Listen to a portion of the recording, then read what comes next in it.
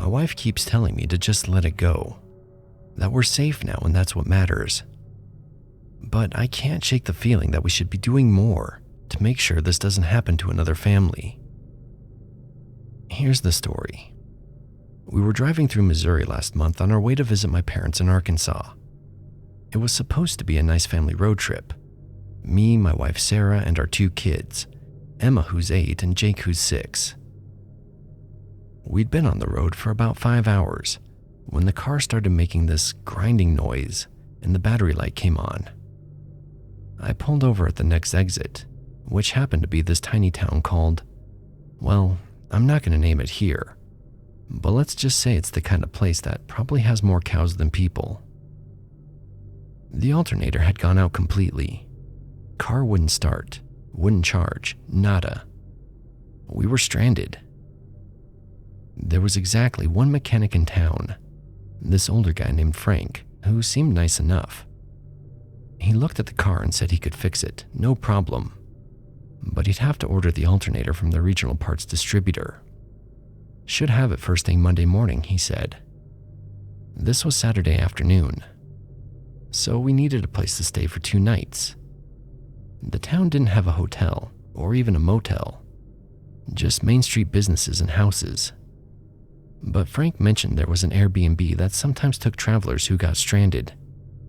He gave us the address and said to tell the owner that Frank had sent us. The place was about 6 blocks from downtown, if you could call 4 buildings downtown. It was this old Victorian house that had definitely seen better days. The paint was peeling, the porch sagged a little, and the yard was overgrown. Not terrible, just tired looking. Like it hadn't had proper maintenance in years.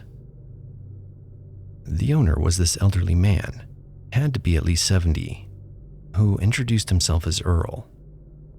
He was friendly enough, seemed genuinely pleased to have guests, and kept saying how it had been a while since we've had a family stay here. He showed us to our rooms, me and Sarah in the master bedroom, the kids in the room next door, and the place was clean inside, just really dated, like stepping back into 1985. Earl had some quirky mannerisms that we tried to overlook. He'd stand a little too close when talking, had this habit of asking very specific questions about our travel plans and where we were from, and he kept mentioning how quiet the nights were and how we'd sleep real good. Nothing overtly creepy, just a little different.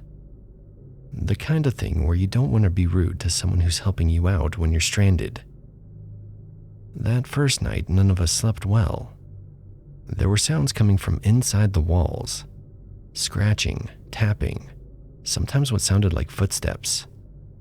The kids were scared and wanted to sleep in our room, which we let them do. Sarah and I lay awake most of the night, listening to whatever was moving around in there.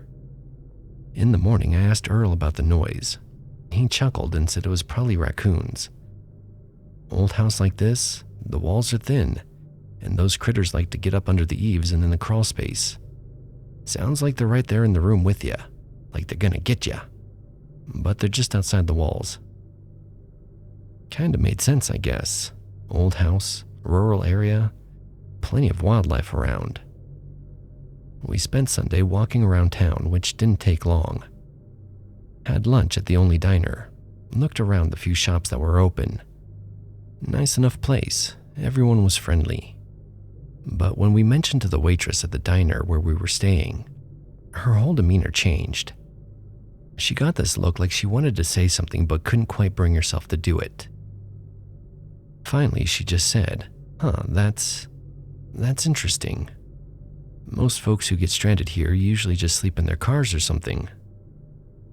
When I pressed her about what she meant, she just shook her head and said Earl was a little eccentric, and that she hoped we were comfortable there. After that, we stopped by the mechanic shop to check on our car. Frank said the part had arrived and he'd have us ready by noon Monday. "You folks doing okay out at Earl's place?" he asked. When I mentioned the animal noises, he got the same expression the waitress had, like there was something he wanted to say, but didn't. When we got back to the house that evening, something felt different. I couldn't put my finger on it at first, but then Sarah pointed out that our suitcases weren't where we'd left them. They'd been moved slightly, just a few inches, but enough that we noticed. Sarah also said she was sure someone had gone through her things. Not stolen anything, just moved stuff around. She wasn't absolutely sure, but it looked like her underwear drawer was rearranged. That's when we noticed the teddy bear. It was sitting on the dresser in our bedroom, this old brown bear with a red ribbon around its neck. Neither of us remembered seeing it the night before, but we figured maybe we just missed it in the dim light. The room only had one overhead bulb and it wasn't very bright. The second night was worse than the first. The sounds in the wall started earlier and were more frequent.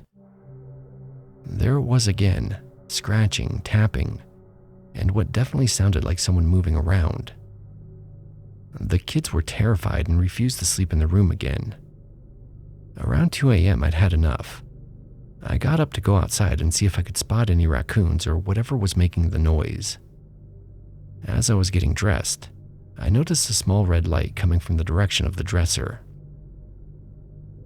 At first, I thought it might be a clock or something, but as my eyes adjusted, I realized it was coming from the teddy bear.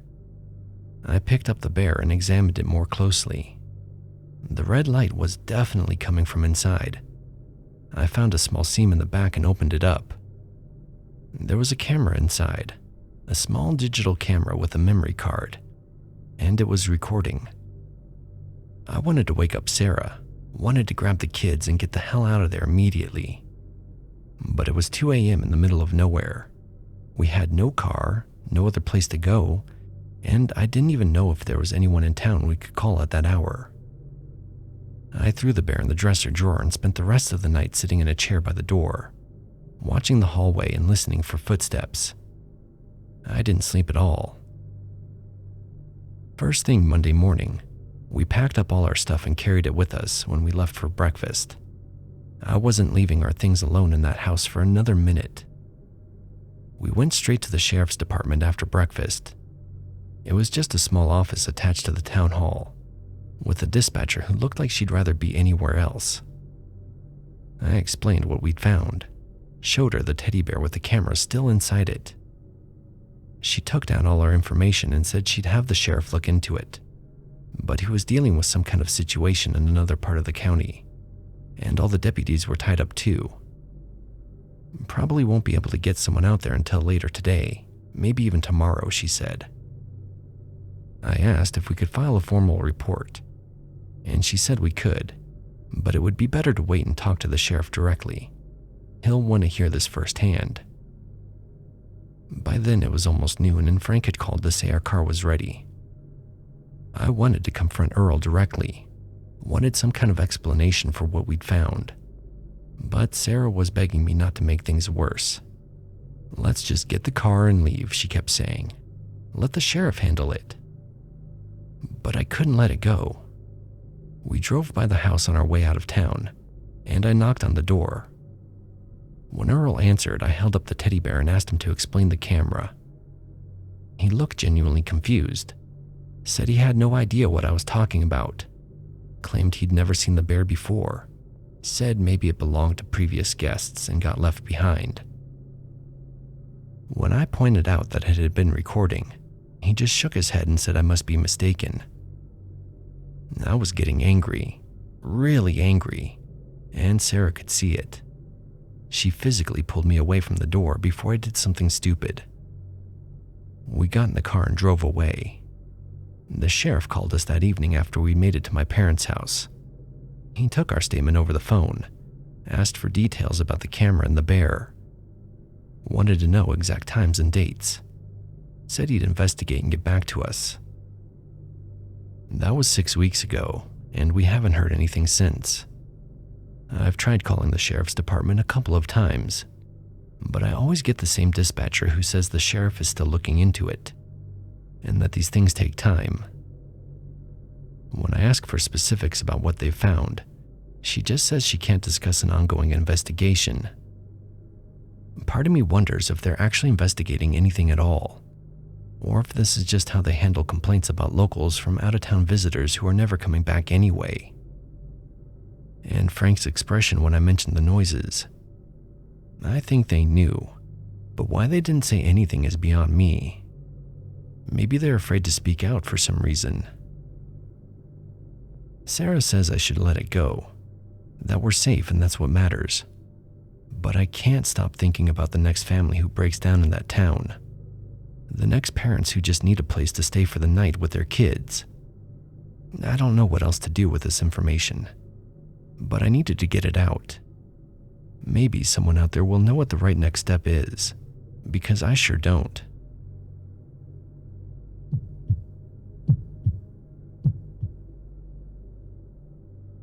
Okay. I need someone to tell me I'm overthinking things or being paranoid. I'm on a business trip in what has to be one of the most remote places I've ever been to. Tiny mill town, maybe 5,000 people tops. Basically exists because of the paper mill that employs pretty much everyone here. I'm here working on a supply contract deal that could take most of the week. First couple of days were normal enough. Town's pretty isolated, about 2 hours from anything resembling civilization. But that's not unusual for these mill towns. Everyone's friendly in that small town way where they all know you're the outsider, but they're too polite about it. The hotel's nothing special, but clean enough. And honestly, I was looking forward to getting some hiking in after my meetings wrapped up each day. So yesterday, which would be my second night here, I'm getting ready for bed, and I go to grab a fresh towel from the bathroom. There's this folded piece of paper stuck between two of the towels, like someone had slipped it in there. At first I figured it was housekeeping had left some kind of service note, or maybe a kid was playing pranks on hotel guests. But when I unfolded it, it was just this handwritten message that said something like, "The person who had this room before you couldn't leave. Every road leads back. Don't trust the signs." I actually laughed out loud. I mean, come on. Sounds like something out of a bad horror movie, right? Figured it was just local kids messing with the business travelers. Or maybe some weird inside joke I wasn't getting. So I threw it in the trash and didn't think much more about it. But then today happened. My meeting wrapped up around 3 p.m., and I decided to drive out to this nature area that was supposed to be about 20 minutes east of town. I'd looked it up before the trip. Seemed like decent hiking trails, and maybe I'd catch the sunset from a ridge. So I plugged it into my GPS and headed out on County Road 47, which should have been a straight shot east. But here's where it gets weird. I'm driving for what feels like the right amount of time, following the GPS directions, when I see the sign that says, "Welcome to town." I then realize I'm back at the south entrance to the town. But that doesn't make sense. County Road 47 runs east to west, and I'd been driving what felt like east the whole time. I figured the GPS must have glitched or something. So I turned around, figured I'd just gotten confused with all these back roads that looked the same. Decided to skip the hiking, grab dinner in town and go to bed early. No big deal. But this morning I tried it again, this time taking the highway north out of town. I drove for probably 25 minutes, definitely going the right direction based on the sun, when guess what? I saw the same damn welcome to town sign, this time approaching from the east side of the town. That's when I started paying closer attention. I tried Route 34 west after lunch, and the same thing happened. Every single road I take out of this place somehow loops back to town from a different direction. I've tried 3 of the 4 roads now, and they all do the same thing. I know this sounds crazy, but how is this even possible? Could the roads actually be laid out in some kind of weird loop that I'm just not understanding? The cell service here is pretty spotty. Seems to work fine in town, but cuts out completely when I'm driving, which might explain why my GPS is acting up. Maybe I'm just getting turned around because I can't get proper directions. What's baffling me is everyone in town acts completely normal about it. When I mentioned to the guy at the gas station that I was having trouble finding the hiking trails, he just said, "Oh, those trails can be tricky to get to," and changed the subject. The hotel clerk said something similar when I asked about the roads, just that they can be confusing for people not from around here. I haven't tried the main road yet, Route 9, the one I came in on Monday. That's definitely the way out because that's how I got in here. I'll try that tomorrow morning, but I'm starting to feel pretty unsettled about this whole thing. The Wi-Fi has been down at the hotel since I got here. Apparently some kind of service outage that's been going on for days. So I can't even look up maps on my laptop or do proper research about the road layout.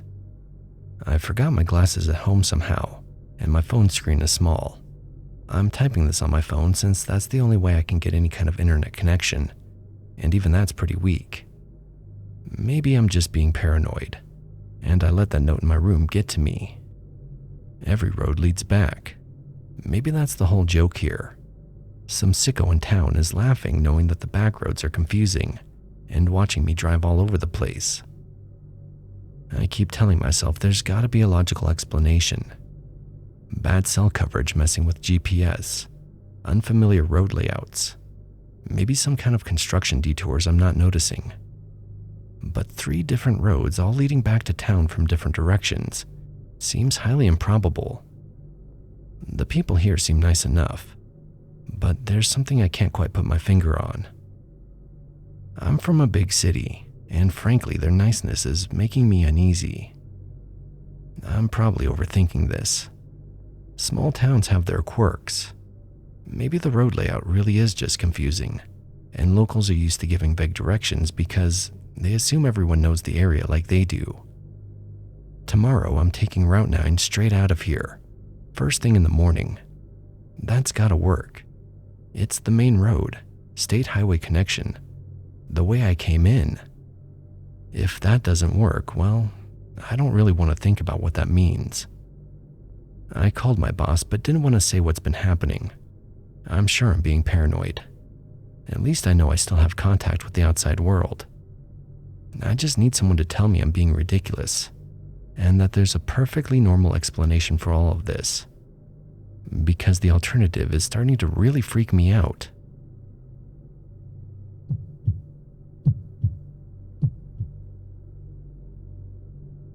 I'm gonna change some names and details because honestly, I'm scared of making things worse for myself. So I moved to this tiny town about 2 years ago. It's maybe 10,000 people on a good day.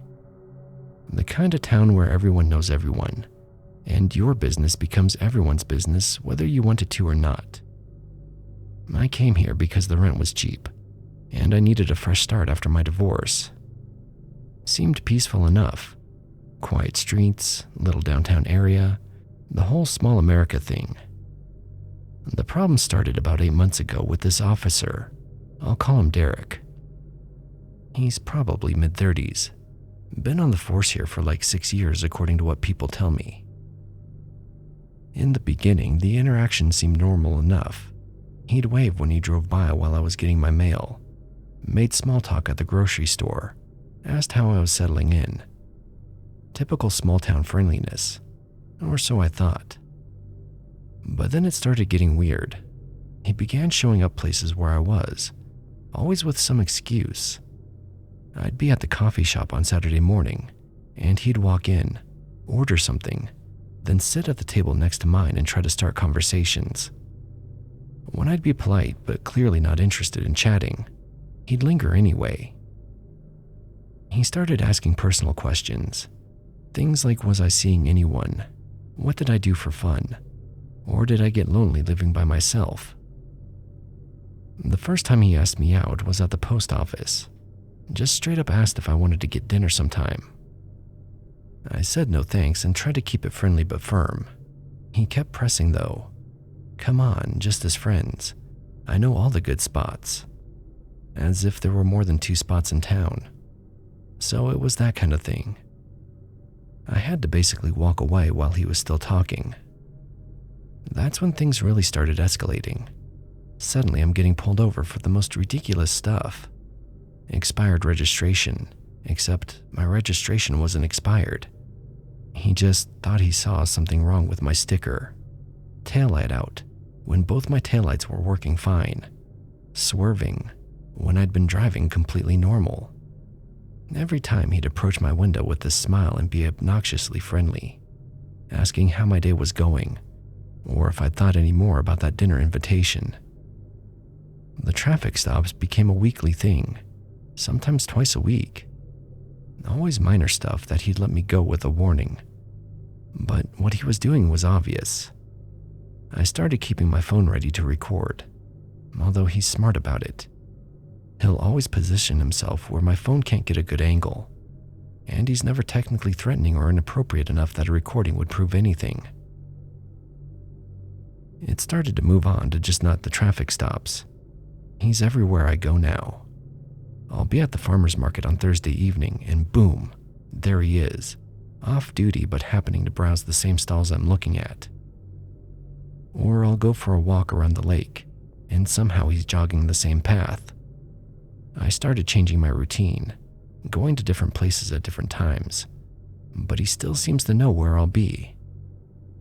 He's so sleazy that he even uses his position to find out information about me, and messes with my life in ways I can't fight back against. I know he's been asking my neighbors questions because they've told me.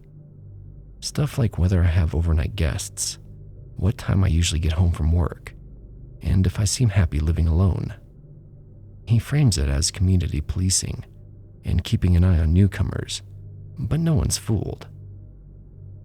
And there's still more, and this one really got me mad.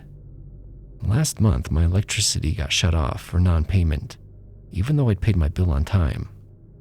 Took 3 days and multiple calls to get it sorted out. Kept getting transferred between departments, everyone saying it was someone else's mistake. Finally, it got turned back on when Derek happened to stop by during one of his patrols and offered to make some calls for me. What a coincidence that got resolved within 2 hours of him getting involved. Same thing happened with my water bill the month before that. Computer error that time, I was told. Again, it didn't get fixed until Derek offered to help. I don't know if anyone has seen that old show, It's Always Sunny, but I'm completely being Dennis systemed, which I never thought would happen in real life. I've complained to the sheriff, we'll call him Morrison, 3 times now. The first time he was sympathetic but said he'd have a talk with Derek about boundaries. Still nothing changed. The second time, Morrison seemed more annoyed with me than concerned about the complaint. Said something about how it's a small town and people are naturally curious about newcomers. And maybe I was misreading friendly interest. The third time I went in, Morrison basically told me I was overreacting.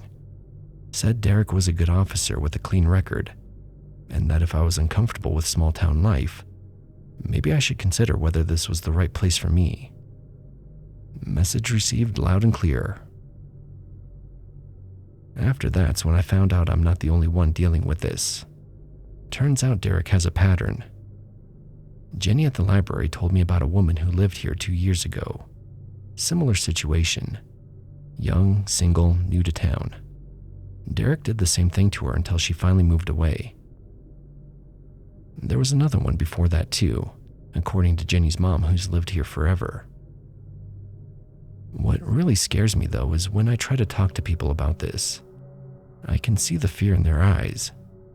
Jenny only told me about the other woman because we were alone in the library after hours, and she made me promise not to say where I heard it from.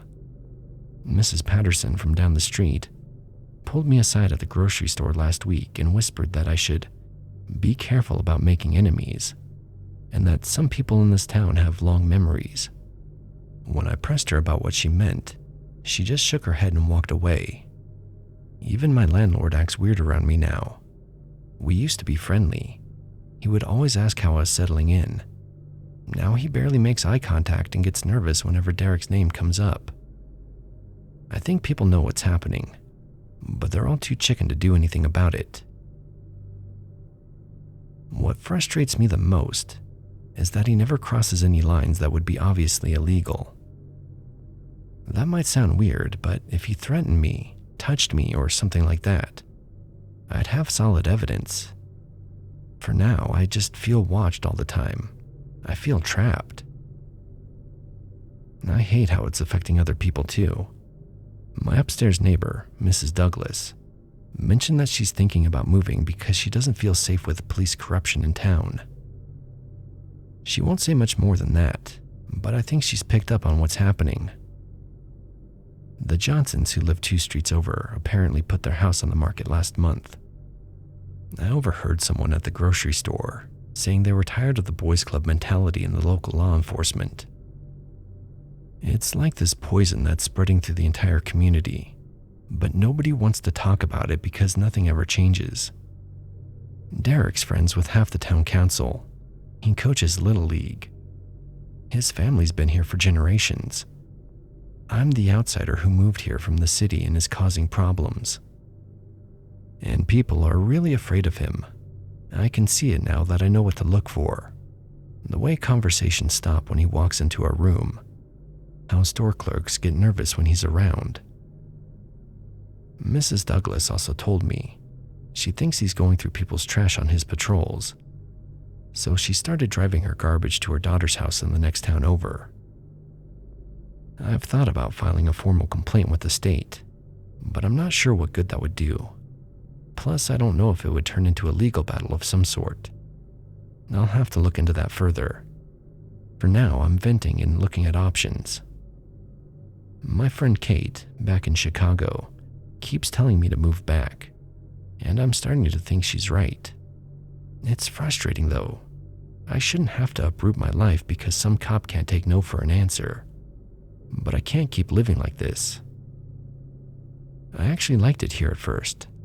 It felt safe and quiet and like a place where I could build something.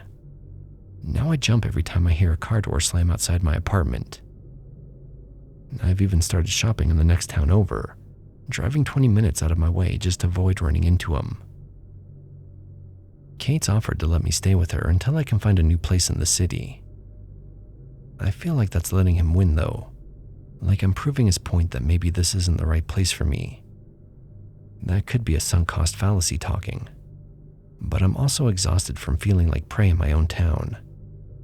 I'm open to suggestions if anyone has them.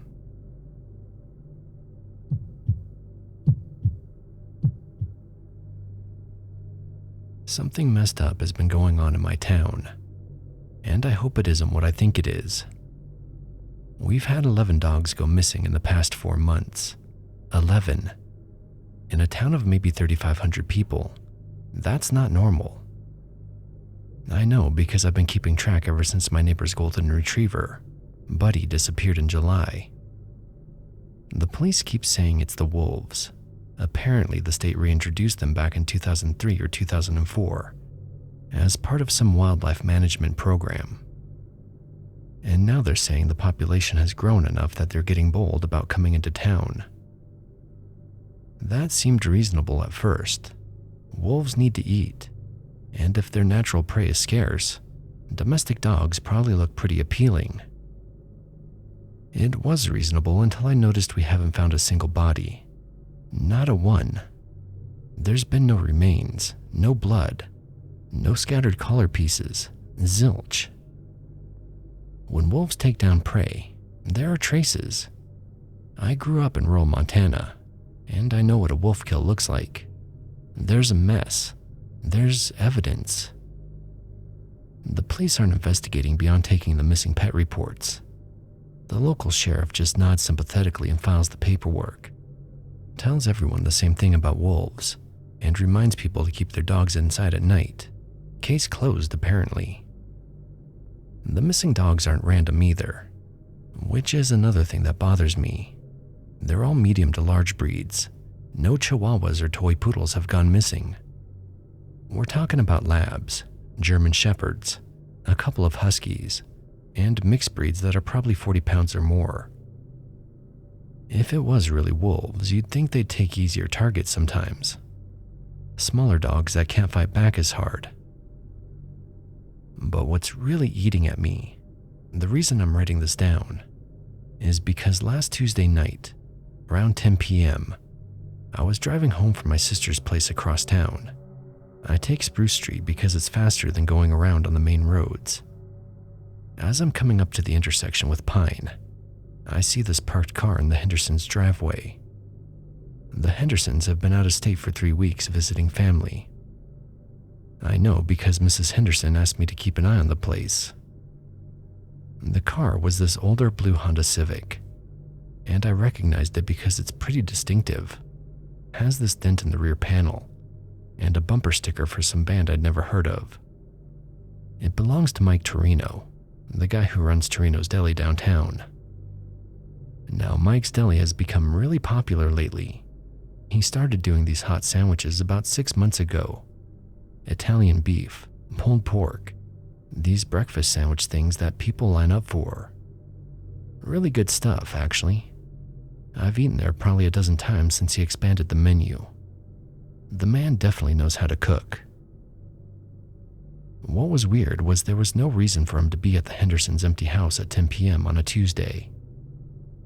I slowed down because as I passed, trying to be casual about it, and I saw someone, had to be Mike based on the car, walking around the side of the house toward the backyard. He was carrying something, but it was too dark for me to make out what it was. Could have been a bag, could have been a toolbox, could have been anything really.